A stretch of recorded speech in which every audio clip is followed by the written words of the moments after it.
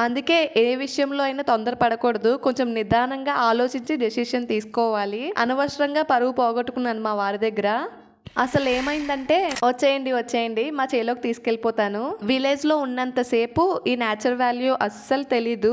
ఎప్పుడైతే city life start చేస్తామో ఈ నేచర్ మీద చాలా ఇష్టం పెరిగిపోతది. ఎంత మిస్ అయిన ఫీలింగ్ వచ్చేస్తదో. అవును, ఇంతకీ చేలోకి ఎందుకు వెళ్తున్నామో చెప్పలేదు కదా! మా చెట్టుకి మామిడికాయలు కాసాయి. అవి తెంపుకోవడానికి అని చెప్పి గ్యాంగ్ మొత్తం చేలోకెళ్ళిపోయాము. ఇక్కడ మా మామయ్య దోటు ప్రిపేర్ చేస్తున్నారు మామిడికాయలు తెంపటానికి. ఆ మ్యాంగోస్ కింద పడి పాడైపోకుండా ఆ గోన్లోనే పడతాయి. ఈ ఐడియా అయితే మాత్రం నాకు చాలా బాగా నచ్చింది. మా మామయ్య దోటు ప్రిపేర్ చేస్తుంటే మేము ఈగర్లీ వెయిట్ చేస్తున్నాము ఎప్పుడు స్టార్ట్ చేస్తారా అని చెప్పి. మొత్తానికి మామిడికాయలు తెంపడం అయితే స్టార్ట్ చేసేసారు. ఇలా మ్యాంగోస్ తెంపడం నాకైతే చాలా కొత్తగా అనిపించింది.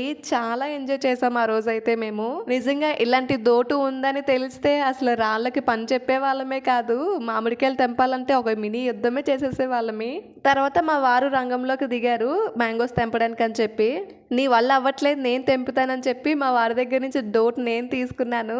ఇక్కడే మొదలైంది చిక్కు. చూసినప్పుడు ఎంత ఈజీగా కనిపించిందో అస్సలు లాగడానికి రాలేదు అది. మొత్తానికి నా బలం మొత్తం ఉపయోగించి ఒక్కటి తెంపాను. ఇంకా నాతో పని అయ్యేటట్లేదని చెప్పి కిందనే కొన్ని మ్యాంగోస్ ఉన్నాయి. ఇంకా వాటిని చేత్తో తెంపటం స్టార్ట్ చేశాను.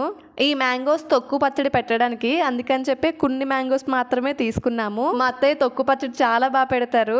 వీలుంటే నెక్స్ట్ షార్ట్లో అవి కూడా అప్లోడ్ చేస్తాను. మొత్తానికి అలా కలెక్ట్ చేసిన మ్యాంగోస్ అన్ని ఒక సంచిలో వేసేసుకుంటున్నాము. మేమందరం మ్యాంగోస్ తెంపడంలో బిజీగా ఉంటే బావ మరదలు మాత్రం పక్కకి వెళ్ళిపోయి గడ్డి పీక్కుంటున్నారు.